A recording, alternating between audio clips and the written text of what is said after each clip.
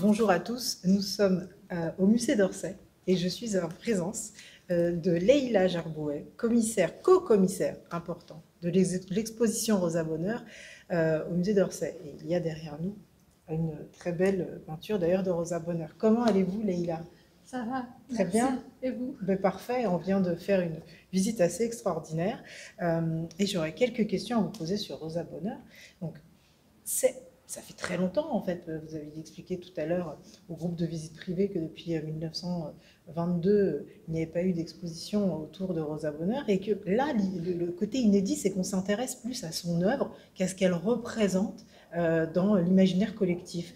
Donc, est-ce que c'est en ça qu'elle est en lien avec notre immédiateté? On sait que c'est une artiste qui s'intéresse de près aux animaux et à la condition animale. Donc, voilà, est-ce que cet inédit vient de là? Oui, alors il y avait eu une exposition à Bordeaux en 1997, mais D'accord. effectivement à Paris, ça fait un siècle Mmh. qu'elle n'avait pas été présentée. Mhm. Et là, je pense effectivement que c'est le moment de la présenter, puisqu'elle rencontre, mais c'est vraiment un hasard, mais elle rencontre effectivement plusieurs préoccupations contemporaines.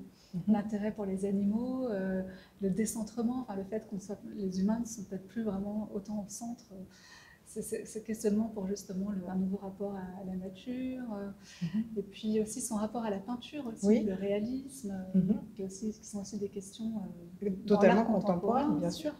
Et l'écologie, ça a quelque chose de très fort en elle. On est à cette période, on le rappelle, elle est née en 1822, elle est morte en 1899, donc on est il y a longtemps. Et donc il y a quelque chose de très fort en elle dans ce qui concerne l'écologie. C'est ce qui nous imprime aussi aujourd'hui. Oui, c'était une femme de son temps, hein. On ne cherche pas du tout à la sortir Oui, c'est important. du contexte. Bon, elle pratiquait la chasse, enfin, elle n'était pas végétarienne, enfin, je veux dire, ce n'est pas des questions. Mais c'est une artiste, oui, qui a voulu vivre à la lisière de la forêt de Fontainebleau, qui aimait se promener dans la forêt, qui appréciait chaque espèce d'arbre, qui Mhm. était vraiment sensible à ça, qui a aussi d'ailleurs œuvré pour la protection de la forêt et qui s'est entourée très jeune, enfin, de plein d'animaux, dans une espèce de rapport entre les espèces, enfin, qu'on pourrait presque dire d'antispéciste. C'est intéressant aussi pour les auditeurs d'audience parce qu'on s'intéresse aussi de près à la femme et à la position qu'elle a dans la société. Et je vois qu'il y a des peintures très fortes, des autoportraits très forts d'elle où elle a les cheveux courts, un pantalon, elle me rappelle Georges Sand à une époque pas très lointaine, et cette indépendance incroyable. Et en plus, elle vivait, alors c'est pas clair sur son fait qu'elle soit lesbienne ou pas, mais en tout cas, elle vivait avec une femme qu'elle adorait pendant 50 ans. Donc, est-ce que ça aussi, ça fait écho complètement à notre époque actuelle, puisque c'était, on n'avait pas le droit d'avoir les cheveux courts, là, en fait, en Oui, 1800. alors Rosa Bonheur n'a pas réalisé d'autoportrait, mais par contre les portraits Hum, d'elle, hum, elle les supervisait et elle accordait énormément d'importance à son image, hum, et d'ailleurs même également à travers la photographie. Et je pense que parfois les images parlent d'elles-mêmes, donc à cette époque elle ne pouvait pas revendiquer son homosexualité ouvertement, enfin c'était pas quelque chose... mais c'est Et pas, en pas plus, libre. voilà, puis elle voulait être reconnue pour son art, quoi, pas Mhm, pour.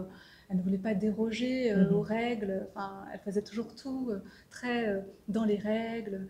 Et, mais je pense que les images parlent et elle pose avec Nathalie Mikas vraiment comme un couple, en Oui, fait. Voilà, donc ben oui, elles ont quand même vécu 50 ans ensemble. bien Je pense sûr. qu'il n'y a pas trop de doute sur leur relation. Elle transigeait quand même un petit peu, enfin, elle avait ce côté, quand même, ce côté rebelle, même si elle restait dans les clous, pour dire je suis libre et je vis comme je l'entends. Oui, c'est ça. Bah, Mm. c'était une rébellion calme, on va dire. C'était une Mm. rébellion dans la création, Oui. à la force de son travail, en fait. Mhm. Et elle s'est donné les moyens de satisfaire son ambition Mhm. par son travail et ses choix aussi stratégiques, car elle était aussi assez maligne. Enfin, elle Ben a su oui. s'associer à un marchand, choisir sa clientèle, Mhm. quitter le système du salon, D'accord. c'est-à-dire officiel, pour plutôt vendre à des À des particuliers, particuliers. soigner aussi son image, accompagner des tournées de Ah ses oui, œuvres. très moderne quand même. Elle était extrêmement moderne Oui. et puis extrêmement aussi travailleuse. Oui aussi, bien sûr, le travail. Il n'y avait pas simplement le fait de s'exposer. D'ailleurs, elle ne s'exposait pas plus que ça, elle faisait, elle faisait. Et puis la peinture animalière, à l'époque, c'était à la mode quand même. Oui, Donc il y avait d'accord, vraiment un créneau, et un créneau à prendre aussi. Elle a vraiment créé un type de peinture animalière d'accord. très particulier, avec vraiment un nouveau rapport à l'animal, et puis aussi une ambition quand même des formats immenses. Oui, inhabituel, en fait. Et du coup, c'est un très beau rôle modèle pour aujourd'hui, parce qu'elle était très connue à l'époque, il faut qu'on le rappelle, et puis elle a été oubliée ces dernières années. Qu'est-ce qui s'est passé? Parce qu'aujourd'hui, elle est importante pour nous. Femmes, je veux dire. Oui, mais l'histoire de l'art a été très enfermée pendant un certain temps avec une lecture un peu téléologique, c'est-à-dire avec une fin, c'est-à-dire le but ultime, ça serait l'abstraction, puis ensuite, ce serait carrément sortir de la peinture, La disparition. l'histoire des avant-gardes, et qui est complètement réécrite là, depuis ces dernières années, où on voit que tout un pan de l'histoire de l'art déjà en était sorti, c'est-à-dire le pan des femmes, qui ne s'inscrivent pas justement dans des mouvements qui tracent leur propre signe, en fait, comme Rosa Bonheur.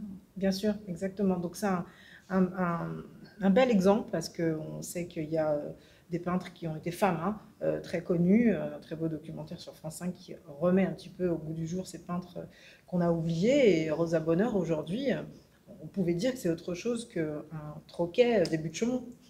Et puis, il y a le côté femme, mais aussi le côté animaux, donc peindre des animaux en plus, et alors en plus, peindre des vaches. Oui. Tout ça cumulé, c'était quand même... Elle aimait la difficulté. C'était un peu trop.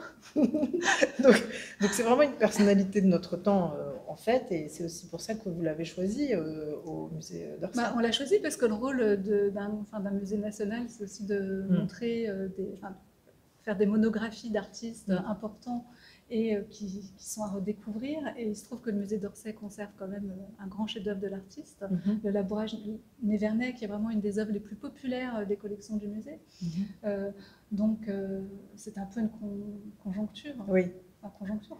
Oui, en fait, un moment idéal. Voilà. Un moment idéal. On va dire ça comme ça. Je vous remercie beaucoup pour cet entretien, et venez découvrir Rosa Bonheur jusqu'au 15 janvier, c'est ça? C'est ça. Eh bien, super. Merci. Au musée d'Orsay. Merci Leïla. Au revoir. Au revoir.